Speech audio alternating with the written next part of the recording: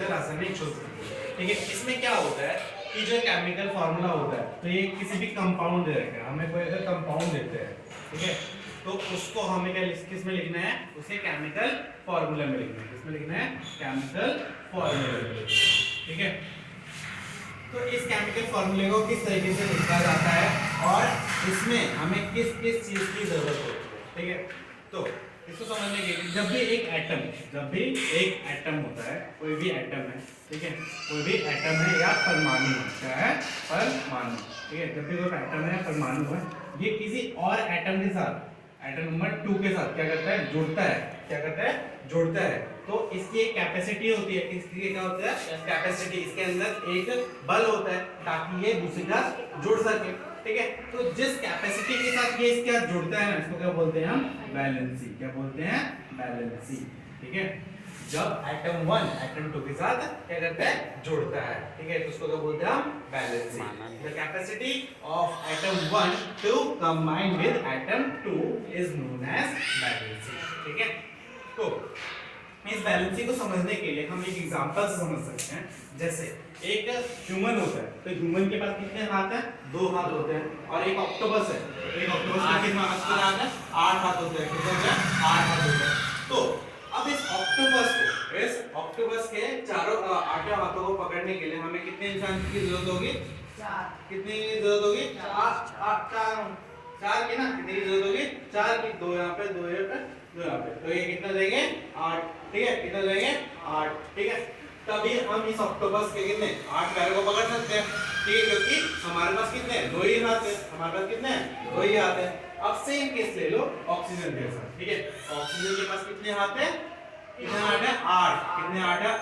8। कितने हाथ है? 8 हाथ। ठीक है, और जो हाइड्रोजन है, हाइड्रोजन जो है उसके पास कितने हाथ है? 2। कितने हाथ है? 2 हाथ। कितने हाथ है? 2 हाथ। इसको पकड़ने के लिए कितने हाथ है? 2 हाथ। ठीक है, तो इस ऑक्सीजन को पकड़ने के लिए, ठीक है, इस ऑक्सीजन को पकड़ने के लिए कितने हाइड्रोजन की जरूरत होगी? 4। कितनी जरूरत होगी? 4। ठीक है, 4 हाइड्रोजन की जरूरत होगी। तो 4 हाइड्रोजन, तो इससे जो केमिकल फार्मूला, इससे जो कंपाउंड बनेगा वो क्या बनेगा? OH4। क्या बनेगा? OH4। ठीक है, इस तरीके से एक केमिकल फार्मूला बनता है। मतलब जितने की जरूरत होती है, जितने की जरूरत होती है एक केमिकल कंपाउंड को बनाने के लिए या एक दूसरे का हाथ को पकड़ने के लिए, ठीक है, उतने ही हाथ में क्या चाहिए? उतने हाथ में क्या बनते हैं? उतने ही बॉन्ड बनते हैं। क्या बनते हैं? बॉन्ड बनते हैं। ठीक है, तो इसी चीज को हमें क्या पढ़ना है? इस केमिकल फार्मूले के अंदर पढ़ना है। ठीक है, तो हर एटम की क्या होती है? अलग-अलग वैलेंसी होती है। ठीक है, कुछ की सेम भी हो सकती है। ठीक है, वैलेंसी हमारी प्लस में भी हो सकती है, माइनस में भी हो सकती है। ठीक है, प्लस वैलेंसी तब आती है जब हम अपना एक एटम क्या करते हैं? दान करते हैं। क्या करते हैं? हम अपना एक एटम दान करते हैं। ठीक है, अगर सोडियम है, सोडियम का फॉर्मूला क्या होता है? Na। क्या होता है? Na। ठीक है, इसका एटॉमिक नंबर होता है 11। क्या होता है? 11। ठीक है, तो अगर ये सोडियम जो है ये अपना एक एटम किसी को दे देगा, क्या करेगा? अपना एक एटम दे देगा, तो इसके ऊपर कितने बचेंगे? फिर 10। कितने बचेंगे? 10। और इसके ऊपर क्या चार्ज लग जाएगा? प्लस का। क्या चार्ज लग जाएगा? प्लस का। ठीक है, क्योंकि इसने अपना एक एटम दिया है। ठीक है, जब भी कोई एटम अपना एक एटम देता है, क्या करता है? अपना एक एटम देता है। ठीक है, तब उस पे कौन सा चार्ज आता है? पॉजिटिव चार्ज आता है। क्या चार्ज आता है? पॉजिटिव। ठीक है, लेट्स सपोज एक क्लोरीन का केस लेते हैं। क्या लेते हैं? क्लोरीन का। ठीक है, अब तुम ये पूछ सकते हो मुझसे कि भैया ये एटम अपने, ये जो सोडियम है ये अपना एटम देता या कोई और कंपाउंड है या एलिमेंट है वो एटम क्यों लेता है? ये पूछ सकते हो ना। ये एटम दे तो रहा है बट क्यों दे रहा है? ठीक है, ये क्लोरीन एटम लेगा, हमें पता है क्लोरीन क्या लेगा? एटम लेगा, तो क्यों लेगा? तो ये एटम देना और जो लेना होता है ये सिर्फ एक ही पर्पस से होता है, वो होता है इनको क्या होता है? स्टेबल होना होता है। क्या होना होता है? स्टेबल होना होता है। ठीक है, स्टेबल होने के लिए इनको क्या चाहिए होता है? ये वाली फॉर्मेशन चाहिए होती है। क्या चाहिए होता है? 2 8 8। क्या चाहिए है? 2 8 8। ठीक है, इसको बोलते हैं KLM। एन भी होता है, इसमें 18 आते हैं। क्या आते हैं इसमें? 18। 2 8 8। ठीक है, तो जब हम सोडियम को देखते हैं, ठीक है, सोडियम में हमारा क्या होता है? 2 8 1 होता है। क्या होता है?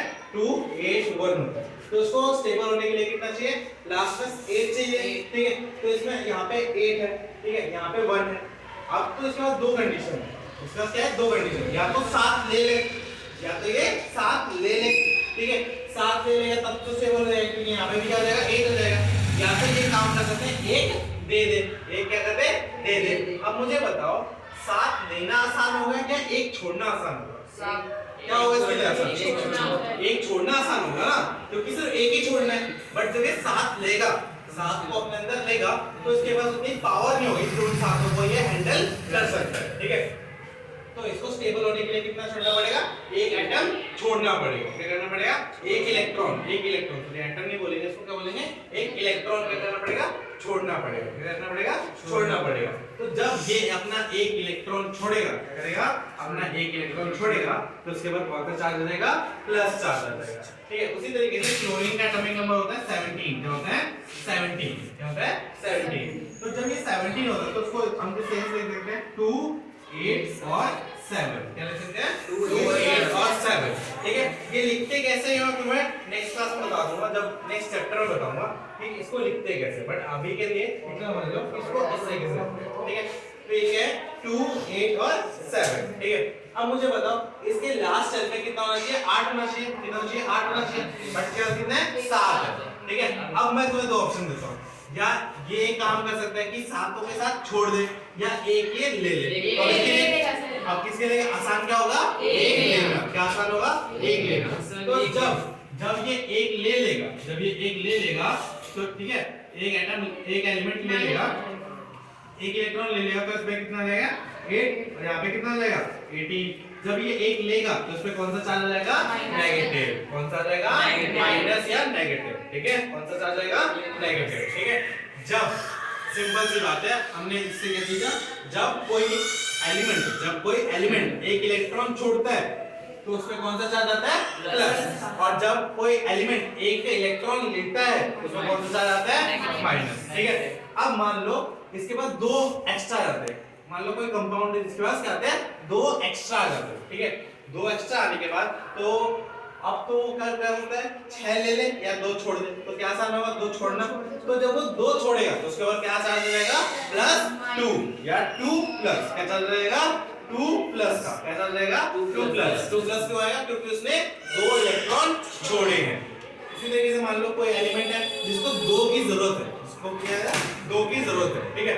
तो अगर वो जब 2 ले लेगा, वो 2 ले लेगा, तो उसमें क्या चार्ज रहेगा, 2 माइनस, क्या चार्ज रहेगा, 2 माइनस।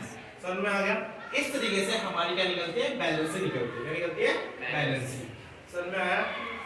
बैलेंसी क्या होती है, बैलेंसी होती है जब एक एटम दूसरे एटम के साथ क्या करना चाहता है, जुड़ना चाहता है। क्या चाहता है, जुड़ना चाहता है। उस कैपेसिटी को क्या बोलेंगे हम, बैलेंसी बोलेंगे, ठीक है। और बैलेंसी हम किस तरीके से निकालते हैं कि वो कितना एटम देगा या लेगा, ठीक है। इस चीज से हम क्या निकालते हैं, उसकी बैलेंसी को निकालते हैं।